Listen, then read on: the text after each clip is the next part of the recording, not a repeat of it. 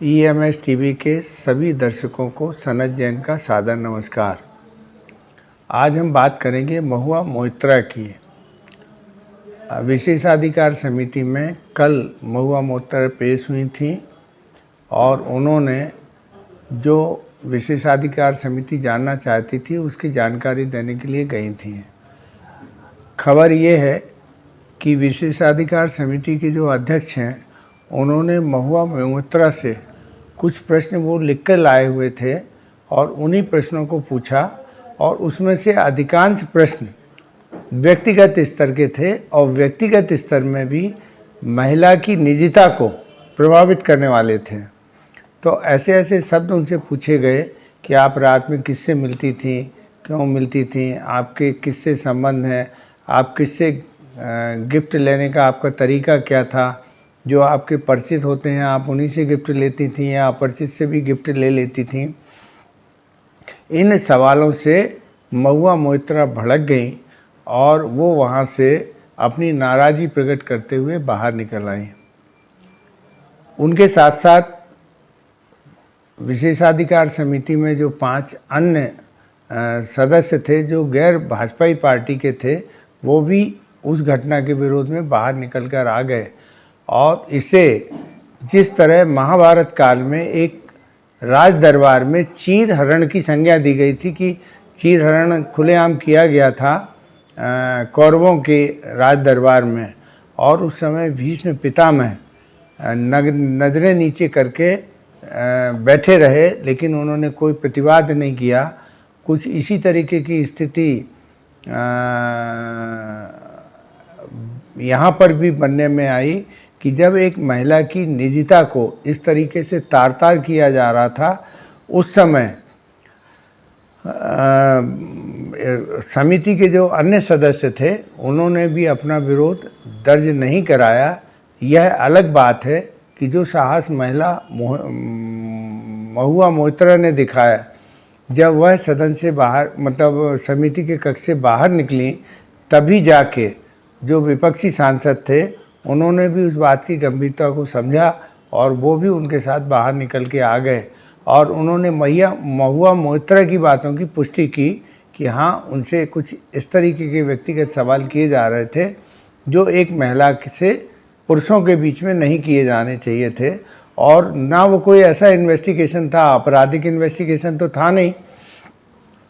जो समिति को जांच करनी थी कि जो उन्होंने सवाल पूछे हैं उसके बदले में पैसे लिए गए या नहीं लिए गए, या उनके हीरा नंदानी के साथ क्या संबंध थे, उनके संबंध में बात ना करके और उनके निजी संबंधों पर और जो निजी उनकी लड़ाइयाँ थी उनको लेके यदि प्रश्न किए गए तो ये गलत था। इसमें सबसे चिंताजनक बात यह है कि लोकसभा अध्यक्ष को उन्होंने एक पत्र लिखा है और पत्र लिखकर उन्होंने इस बात पे नाराज़गी जताई है और खुद विशेषाधिकार समिति नियमों का पालन नहीं कर रही है और मीडिया को जो भी चीज़ें उसके पास जा रही हैं मीडिया में पहले रिलीज़ हो जा रही हैं, जबकि उसे गोपनीय रखने की जवाबदारी एथिक्स कमेटी की होती है। कुछ इसी तरीके से प्रतिवाद दानिश अली ने भी किया, जो लोकसभा के सदस्य हैं। उन्हें सदन के अंदर भिदुड़ी जी ने खुलेआम सदन के अंदर कहा था कठुआ, अराजक, आतंकवादी और तरह तरह के संबोधन उन्होंने दिए थे और वह मामला भी एथिक्स कमेटी के पास लंबित पड़ा हुआ है। और भी निशिकांत दुबे जी का मामला कई महीनों से लंबित पड़ा हुआ है, लेकिन महुआ मोइत्रा की जांच होना और उस जांच में जिस तरीके की सक्रियता बरतना, उसको लेकर लोकसभा अध्यक्ष की आसंदी को लेकर भी एक प्रश्न चिन्ह लगने लगा है, जो लोकतंत्र के लिए सबसे चिंताजनक स्थिति है। इससे जितना बचा जा सके अच्छी बात है। बहरहाल अब यह मामला कहाँ जाएगा पता नहीं, लेकिन महुआ मोइत्रा का मामला जितना आसान समझा जा रहा था उतना आसान है नहीं। महुआ मोइत्रा का स्वभाव बहुत आक्रामक है और बंगाल की हैं। बंगाल के लोग वैसे भी अपनी बात कहने में किसी भी हद तक जाते हैं। महुआ मोइत्रा भी अपने आप को साबित करने के लिए कि उन्होंने कोई गलत नहीं किया है, वह अपना पक्ष रखने में कोई कोर कसर नहीं छोड़ेंगी।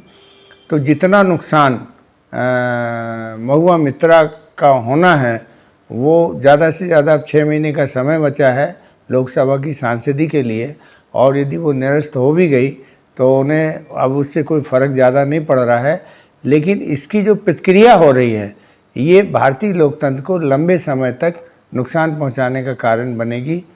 फिर भी एक चिंता तो होती है, माना जाता है कि आगे जो हो अच्छा हो, और इससे सब लोग सबक लें और आगे की पूछताछ इस तरीके से हो कि किसी को मन को, हृदय में चोट नहीं पहुंचे और ऐसा नहीं लगे कि ये व्यक्तिगत स्तर की लड़ाई संसद में लड़ी जा रही है।